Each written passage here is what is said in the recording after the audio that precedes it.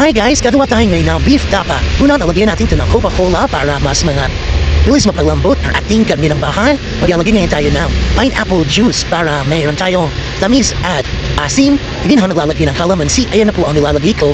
Ngayon maglalagay po ako nitong nasa mga ito po ay mga toyo, suha, oyster sauce at or seasoning. Ayan, ihalo lang natin yan ni mekos-mekos para well combining ingredients. May lagyan natin ng paminta, pink salt, ngayon pampalinamnam at paprika para sa smoky flavor ng ating tapa. Ngayon, maglalagay na tayo ng garlic powder. Masarap kasi sa tapa ang garlic. Ngayon, sunod na ilalagay natin. Ang hirap naman mag-voice record. Content po.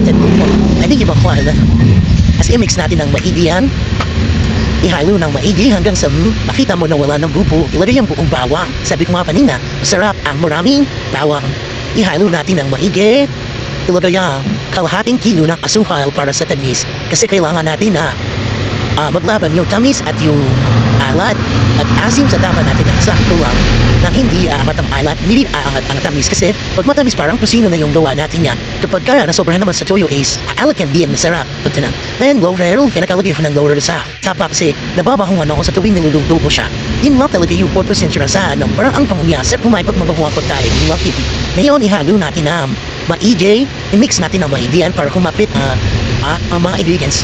Meron akong hindi na video na inilagay ko dyan.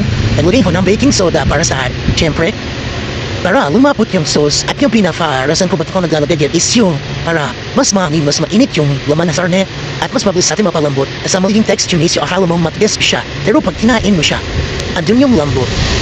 Andun yung lambot na pag kinagat mo, hindi siya lumalaban.